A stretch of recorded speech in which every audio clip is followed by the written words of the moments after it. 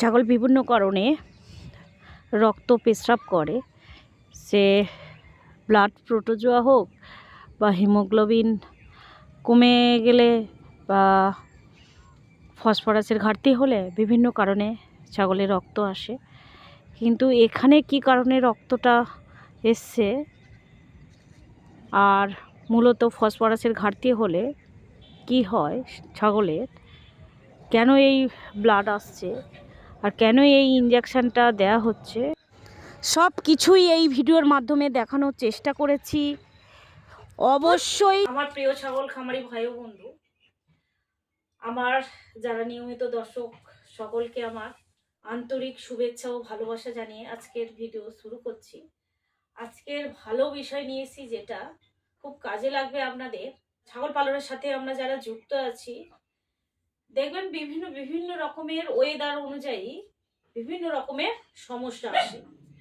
সেই সমস্যা আমরা কিভাবে রিকভার করব, আমি যেটা প্রয়োগ করে উপকার পাই আমি সেটাই আপনাদেরকে দেখানোর চেষ্টা করি। ছাগলের বিভিন্ন রকম সমস্যা আসে, বিশেষ করে ওয়েদার হিসাবে সমস্যা হয় বেশি। শীতকাল যাচ্ছে, আর শীতের সময় কি হয়, ছাগল জল সব সময় কম খায়।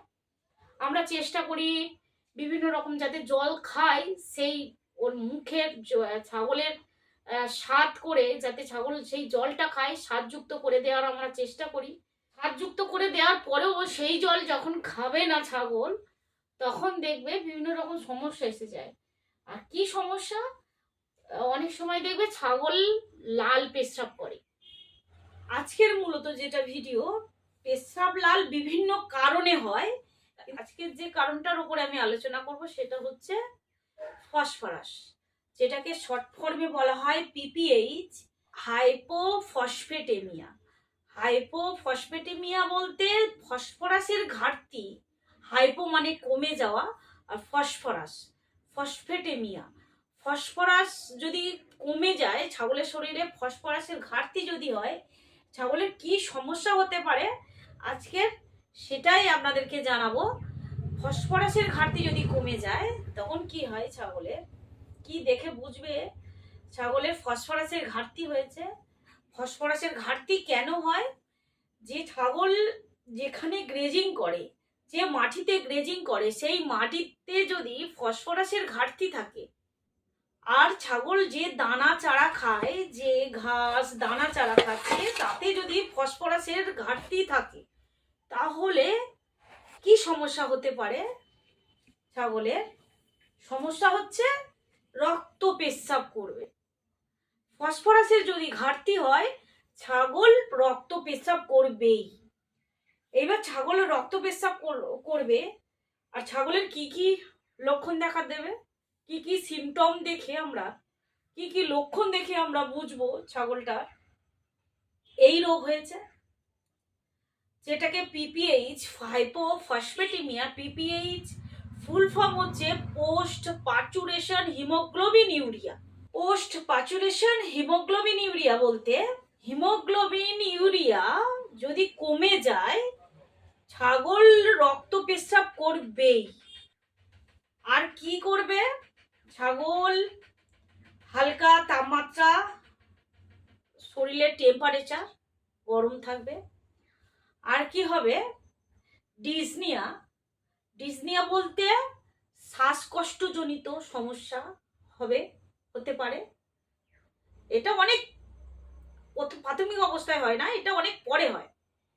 আবার কি হতে পারে, টেকনিকার্ডিয়া। টেকনিকার্ডিয়া বলতে হার্টবিট বেড়ে যেতে পারে। যখন রক্ত পেশাব করবে, আগে দেখতে হবে ছাগলটা 20 দিন বা 15 দিন বা 30 দিন বা 25 দিন আগে বাচ্চা দিয়েছে কিনা ছাগলটা।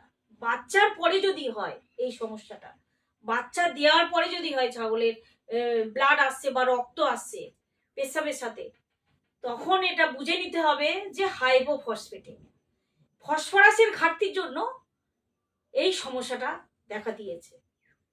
তখন আমরা ফসফরাসের মেডিসিন দেব, ফসফরাসের ট্রিটমেন্ট করব। আর যদি বাচ্চা দেওয়ার পরে এরকম নয়, অন্য সময় হচ্ছে, অন্য কারণে ব্লাড আসতে পারে, বিভিন্ন প্রোটোজোয়ার কারণে ব্লাড আসে, বিভিন্ন কারণে ব্লাড আসতে পারে। কিন্তু এটা আগে দেখতে হবে বাচ্চা দেওয়ার পরে ব্লাড আসছে কিনা। আর এইরকম যখন সমস্যা আসবে তখন বুঝে নিতে হবে ফসফরাসের ঘাটতি। বাচ্চা দেওয়ার পরে যখন কোনো ছাগলের মা ছাগলের পেশাবের সাথে রক্ত আসছে কিনা তখন বুঝে নিতে হবে। বাচ্চা দেওয়ার পরে যে রক্তটা আসে ভেজাইনা দিয়ে, সেই রক্ত নয়। অল্প অল্প যে রক্তক্ষরণ হয় বাচ্চা দেওয়ার পরে ভেজাইনা দিয়ে, সে রক্তক্ষরণ নয়। এটা হচ্ছে পেশাব যেমন করবে, পেশাবের মতো লাল রক্ত বয়ে যাবে। মানে পেশাব যেমন করবে, সে পেশাবের জায়গায় পুরো যেন ব্লাড আসছে, পুরো রক্ত আসছে। এইটাকে তখন বুঝে নিতে হবে ফসফরাসের ঘাটতি। তখন ফসফরাসের ঘাটতি হলে আমরা কি ট্রিটমেন্ট দেবো, কি করব? ফসফরাসের ইঞ্জেকশন মারবো। আরবিসি হিমোগ্লোবিন ভেঙে গেলেও ব্লাড আসে। বন্ধুরা, এরকম ভিডিও পেতে অবশ্যই চ্যানেলটি সাবস্ক্রাইব করে সঙ্গে থাকবেন। থ্যাংক ইউ, ধন্যবাদ।